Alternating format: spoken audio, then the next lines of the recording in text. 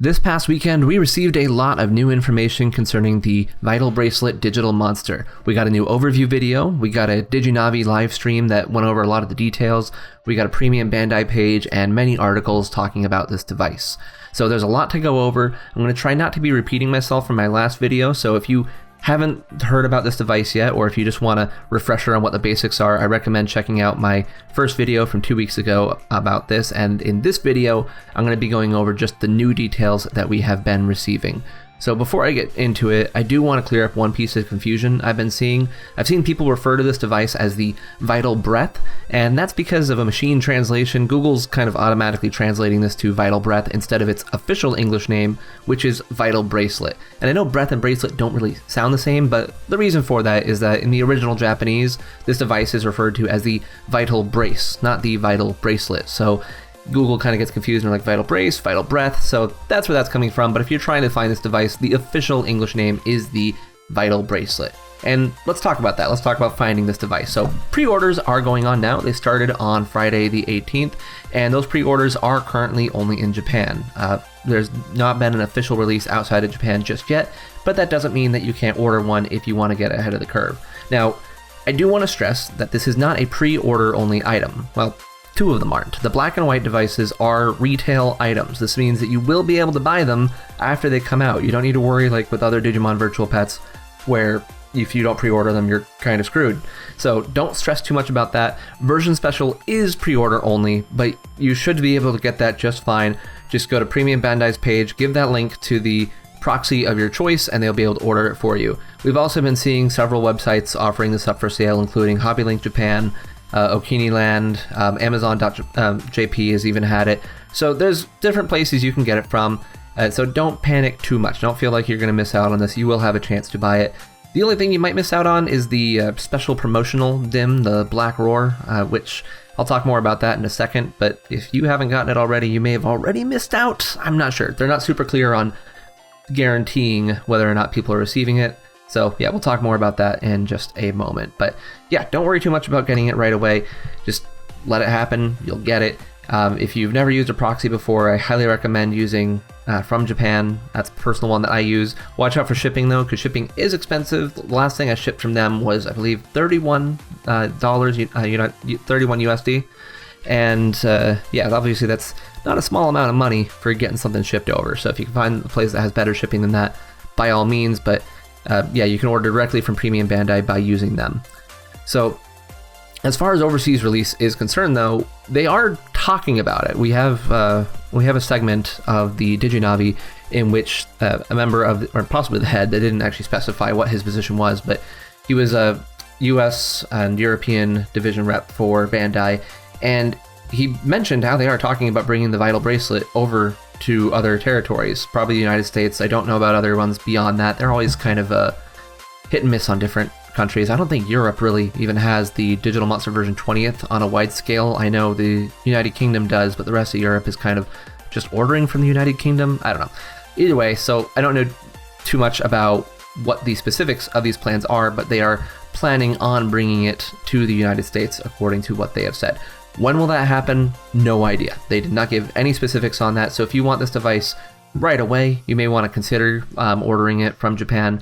But otherwise, if you're fine to wait, I feel like you're safe waiting. Again, there's no official announcement or anything, but it's what they said. You know, they are looking at bringing the Vital Bracelet over to other areas. So don't stress too much about getting it.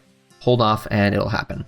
So they also mentioned, just as a note in the DigiNavi, that they were talking about events for outside Japan. I don't know what those would have been if they were strictly talking about maybe the card game, but the guy talking was talking about the Digital Monster version 20th, the English version that was released in Australia, Canada, United States, and other places. So I don't know if they were planning on having Digimon virtual pet events. If only I could have known. If only this whole virus thing hadn't happened, maybe we would have seen that, but I don't know. It kind of got me hopeful. But the nice thing is that we at least know that Bandai does see its international fans. They made a special point to point out that 40% of the viewers of the DigiNavi are international, which the hosts acted a little bit surprised about. So nice to see that they actually see us. Now onto the actual device itself. So First big thing that we've learned over this weekend is that unlike pretty much every other fitness tracker out there, this device does not have Bluetooth, and that came as a big surprise to me. I wouldn't have expected that to ever be the case with any fitness tracker because it's just basic. It's very ingrained in how we view them. You have it connected to your phone constantly through Bluetooth, so it keeps track of your fitness stats, your exercises, all that stuff. But this doesn't do that. This is done entirely using NFC. Now, NFC means near field communication. It's right there in the name. It has to be close to something in order to properly operate. And that means that your app is not going to be constantly syncing with your Vital Bracelet. It will only be able to sync when you touch it to your phone. Now, this does mean something important. If you do not have an NFC phone, then you are going to be missing out on a few features of the Vital Bracelet. That's not to say that it won't be usable at all. The app it expands the features of the device, but it is not integral to the experience. You are still able to use the fitness features and raise Digimon all on the device itself. You do not need the app to do it, but obviously you're going to want the app. So do look out for that. Check to see if your phone has it. And if you're coming up and buying a new phone, maybe think about getting one with NFC. Most phones being made these days, especially if you're buying the major name brand Android or iOS phones, then those will have NFC. Those are your Pixels, your Samsung Galaxies, your iPhones, all that. They have NFC in them, so those should be just fine. But some of the more budget phones may not have it, so just double check. There are budget phones that do have it, but others may not. So be careful if you're buying a new phone. If you really want it to work with this, make sure it does have NFC. If you're not sure if it does, you can just go to your settings and type in NFC and see if it pops up. It's the same technology you use to use Google Pay or Apple Pay at checkout stands. So there you go. If you weren't sure if you had NFC, then that's how you can find out. Now, what does the app do, though? Why will you actually want to have NFC to do this? So one of the things it does is it will keep track of your Digimon stats. It'll actually even show you when your Digimon evolves. It'll show you why it evolved that way. It'll show you what things you did to get it to that point, which is really nice. It kind of has like an adaptive growth chart going on, which, hey, that means I might be out of a job when it comes to this, which is good because I don't really want to make a guide for this device. Not saying it's completely out of the question, but I currently do not have plans to make a guide for this device. So if they have a built-in adaptive growth chart, that will be perfect. As you get new Digimon, they'll pop up and you can see what requirements they needed in order to properly evolve into that state. There's also a little Digimon encyclopedia, so you can look up any Digimon you've raised and see, I'm sure things like its attribute and its type and all that jazz. So the app does keep track of a lot of good stuff like that. Now, the app also, of course, has battle functionality. You are able to, and this time, I know in the last video I had said that battles may be region locked because of the verbiage they use. They said nationwide. And in the overview video, they once again said you could battle people all over Japan. And I've been thinking, okay, so are they? But no, they did say at one point in this video that you can battle with tamers worldwide. They did say worldwide. So that leads me to believe, no, battles are not region locked, which is great. I would love to be able to battle with absolutely anybody. And that, again, is handled through the app itself. You'll be able to upload your Digimon into the app to have it participate in those battles. And there'll even be online leaderboards that you can check out to see where you stack against other people. They did mention those leaderboards are based on a number of factors, not necessarily just the battling. So we'll get more information on that for sure. And your tamer rank and all that will also go up. You have a specific values tied to you. Your Digimon will have specific levels. They also mentioned a crest, which I don't know if that was something that was Digimon specific, like the crest that we know from the TV show, but there might be something called a crest in there, which would be cool. They said that your level and crest changes according to your score, so we'll see exactly what that means. So as far as battles go, though, there's a couple other ways you can do them. Now, I said the device doesn't have Bluetooth, and so you may expect that, okay, well, if I want to fight another user, do I just touch my device against theirs? And not quite. And you may have noticed last time in the last video I left out talk about the versus dim because we didn't know its functionality. I had guesses, and it turns out the guesses that we initially had were basically correct, is that you can plug your versus dim into your Vital Bracelet to get battle data and give the actual physical dim to another player so they can plug it into theirs. Not exactly the most clean way of doing that for sure, but it works, I guess. You know, we're used to plugging two devices together and holding them there and pressing a button and waiting for the codes to exchange. We're already used to messy methods of connection, so this isn't that far removed from that. And yeah, there you go. So that's how you're going to be battling against other people. And as far as random battles go, I already talked about the IC battles is what they're called. I actually don't know what IC is. I never heard it referred to that way before, but I guess that's a very common method of calling it in Japan. But basically NFC battles, in that you'll be able to touch your device to NFC points to have battles automatically occur. And they are entirely automatic. You don't have to really push anything. There's no pre-battle minigame like there are in the virtual pets. You just touch it to the point you want to, and a battle will start. They mentioned specifically that phones are an example, so if you do have your NFC-equipped phone, not only can you use that to upload and download from the app, but you can use that to initiate a battle. Or if you're at a checkout stand and you touch it to the little payment center, then there you go, you can do it there. Or if you take the train or anywhere where you might see NFC being used, you will be able to touch your device to that to automatically start a battle. And those battles are made depending on what DIMs you currently have loaded. So if you have the Pulse City DIM card, you're going to be able to battle against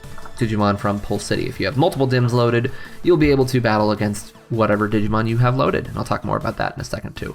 If you do get into a battle that you don't think you'll be able to win, you do have the option to flee by holding down a button. So don't worry too much about losing, because losing is a detriment to evolution. Your evolution percentage, your winning percentage does matter for evolution. So if you see someone that's too strong, you want to make sure you do have enough winning percentage to properly evolve. You may want to consider fleeing.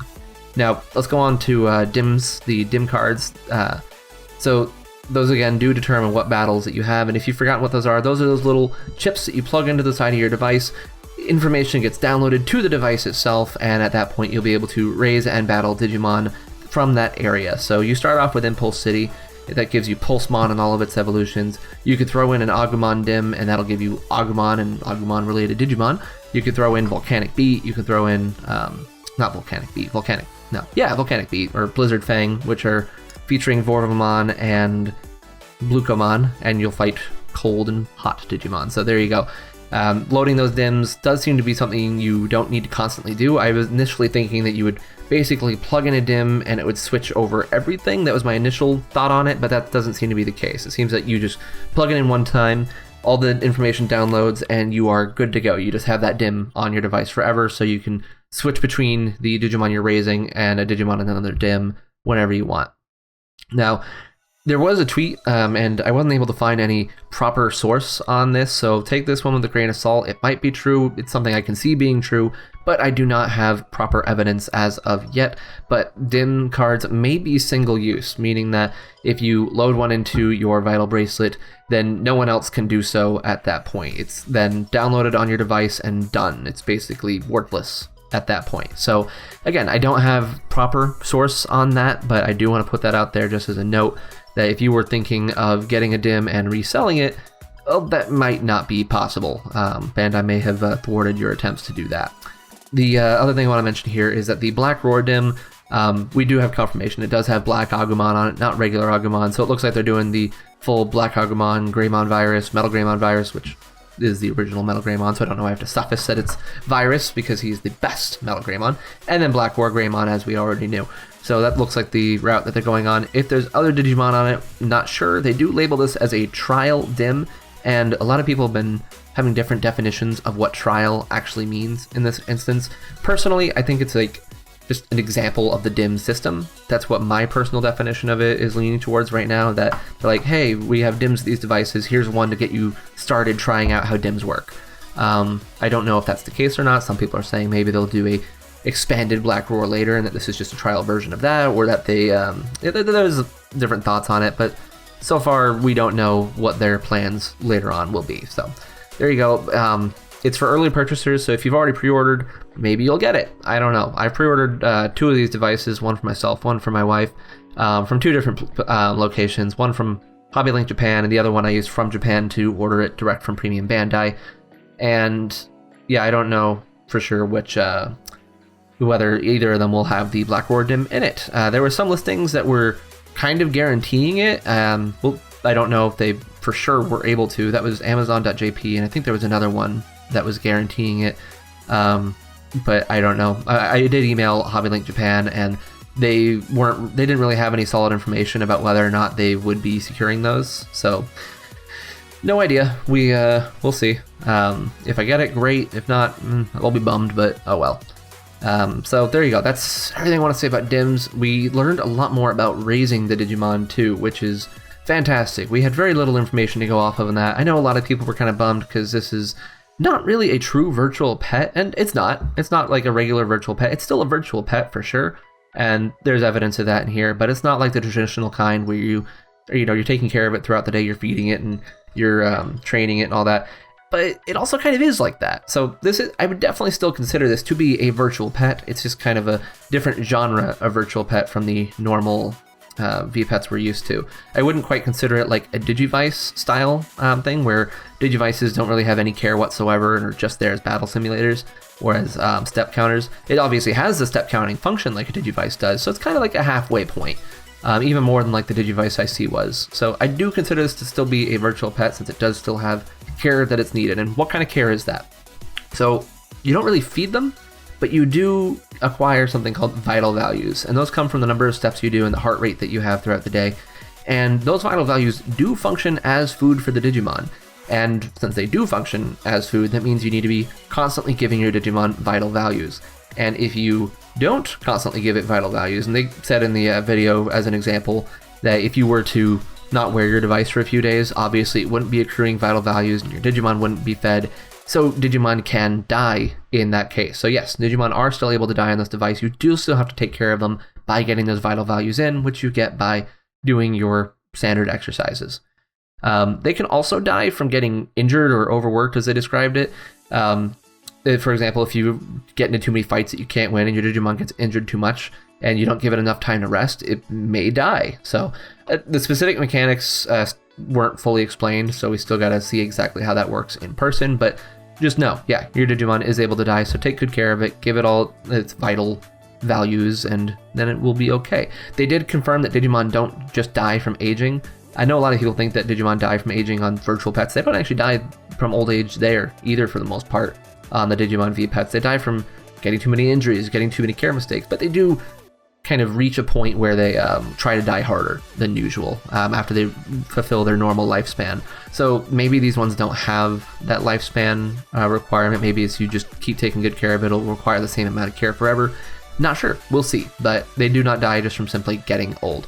And then you can have up to 2 different Digimon to raise on the device itself. So if you get tired of raising one, well, you can switch over to another one. Whichever one's on the screen is the one that you are currently working on raising. So it's not quite like the version 20th devices where you are raising both at once. You can just swap between which one you are raising on the device. And if you have more Digimon that you want to raise and you're saying, well, I've got these 2 already, but I want to do more, you can actually transfer Digimon from your device into your app and vice versa. Now, they didn't say exactly how many Digimon you can store on the app itself. It did imply that there was a limit, but either way, it's definitely more than 2, whatever it is. So you should be able to throw in plenty of Digimon into the app and swap them out as you want to give yourself some variety in what you are raising.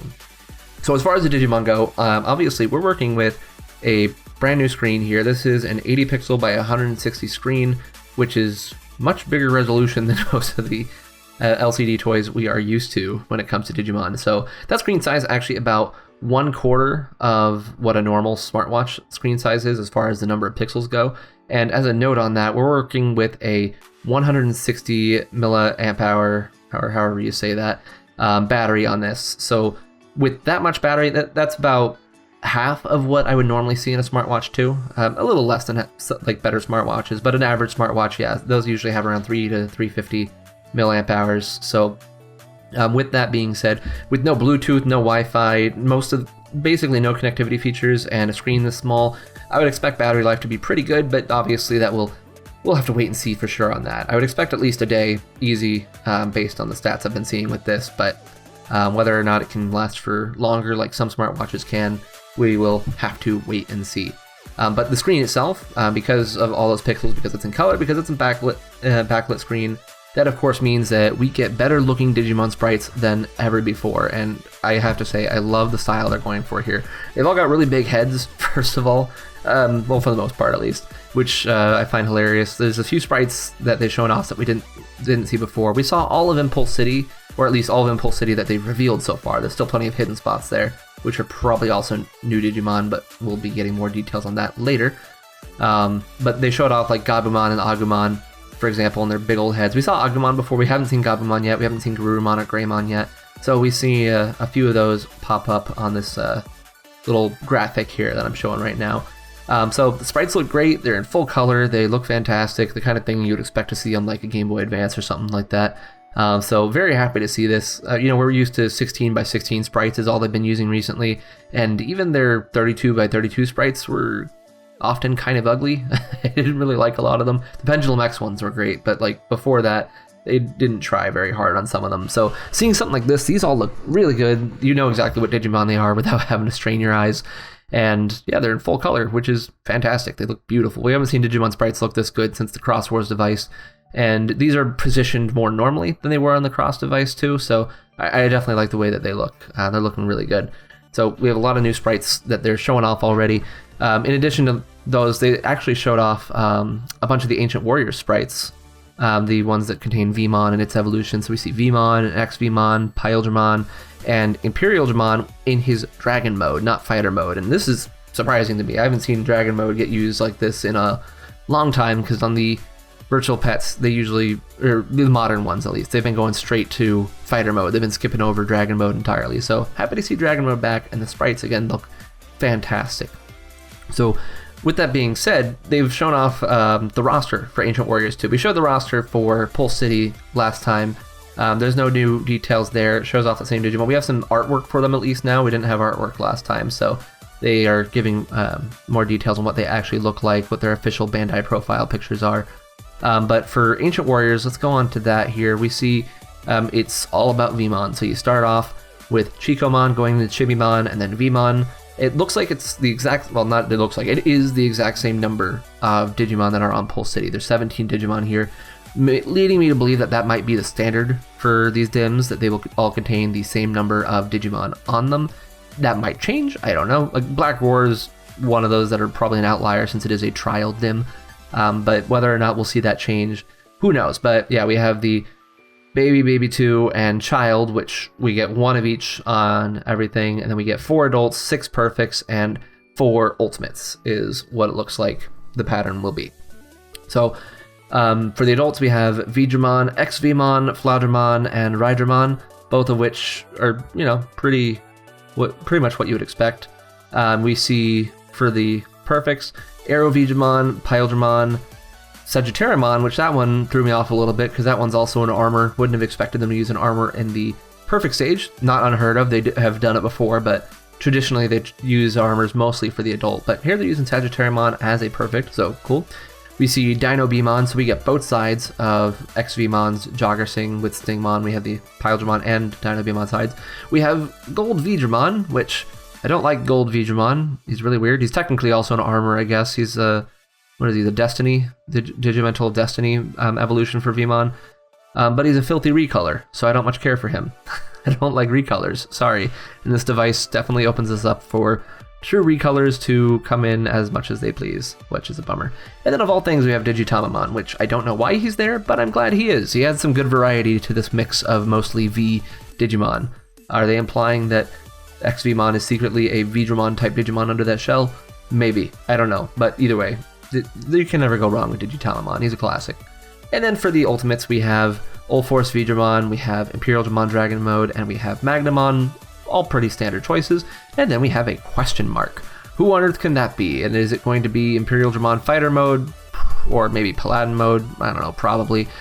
Maybe we'll be surprised. I don't know. I'm not really sure what other Digimon I would expect to appear there, other than the 2 I just mentioned, so we will see.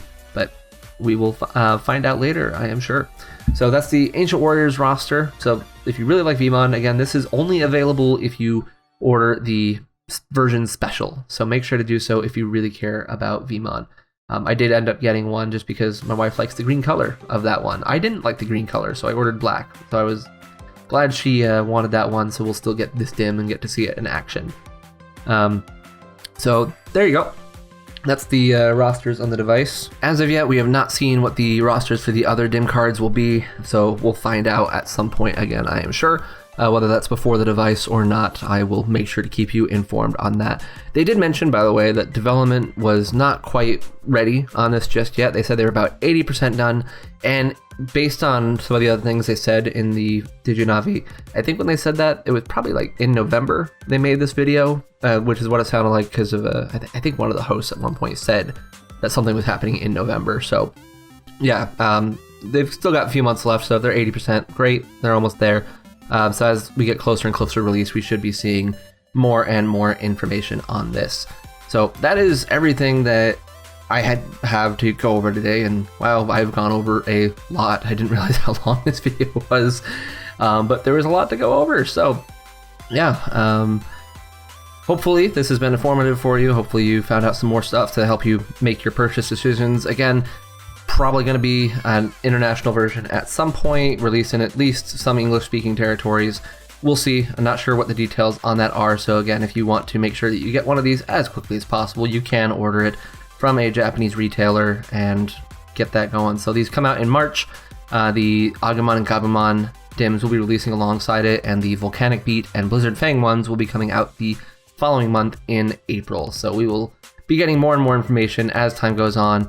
And once we have those new details, I'll be putting out more videos on this with that new information whenever it happens. We don't have a firm date on when we're getting more information right now, so maybe towards the end of January or in February we can see some more stuff. But yeah, that's everything for now. So let me know what you think. If you are on the fence, has this new information helped you make a decision? Do you want it? Do you not want it? Why? What are your thoughts on it? Let me know in the comments below. I do read all of those, and if you do want to stay up to date with this sort of stuff, do consider subscribing. I do put out videos like this at least twice a month to keep everyone informed on what's happening with Digimon Virtual Pets and sometimes the card game too, but mostly Virtual Pets. So thank you very much for watching, and I will talk to you next time. Bye!